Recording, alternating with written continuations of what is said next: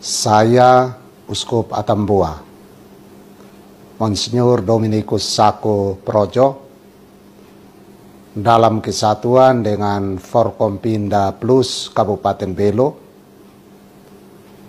menyampaikan salam kasih, salam damai sejahtera untuk saudara-saudari umat beriman Katolik Keuskupan Atambua, sekaligus menyapa saudara-saudari warga Kabupaten Belo yang berasal dari agama-agama lainnya di Indonesia yang berdomisili di Kabupaten Belo.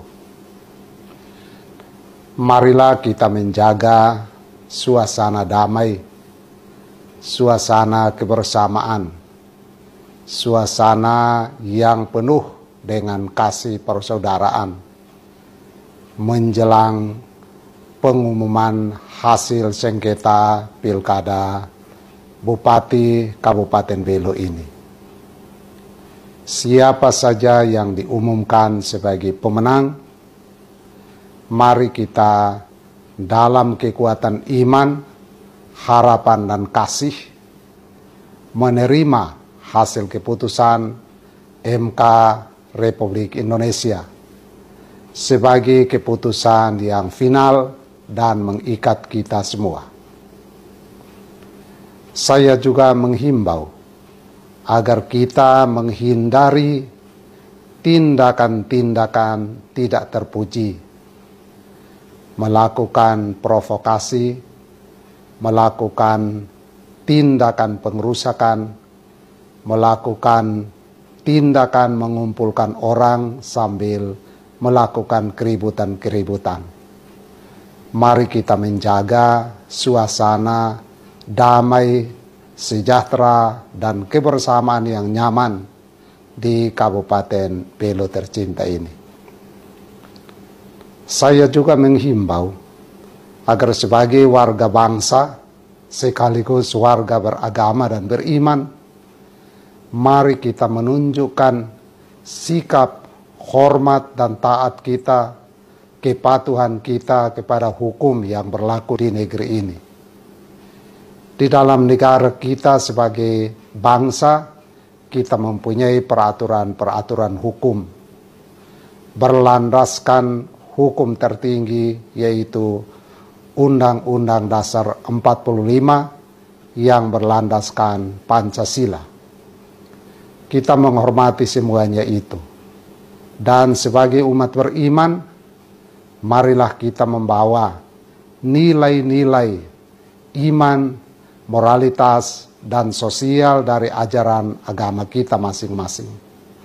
Kita mempraktikkannya, justru kita mengambil bagian-bagian yang penting dan baik untuk menunjang kebersamaan kita.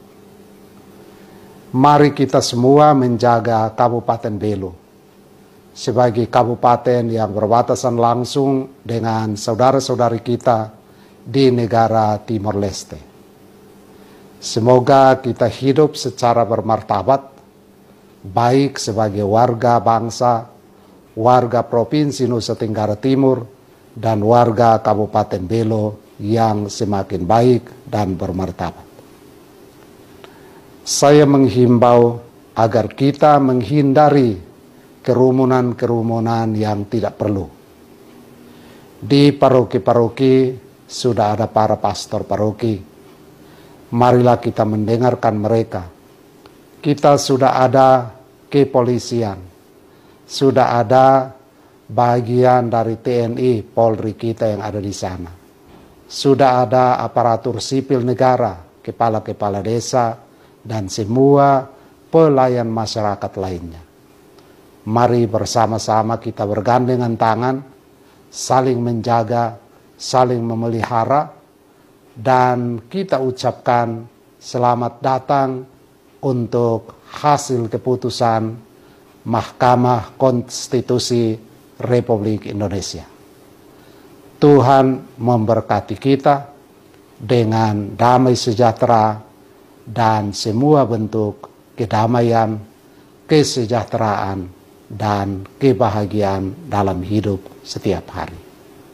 Semoga rakyat dan masyarakat Kabupaten Belo yang sebagian besarnya adalah umat Katolik di kabupaten ini, semoga kita semua terlindungi, terjaga kesehatan jiwa dan raga, dan saling menunjang untuk pemerintah kita supaya kita bersama-sama membangun wilayah ini menjadi lebih sejahtera, adil, dan bermartabat.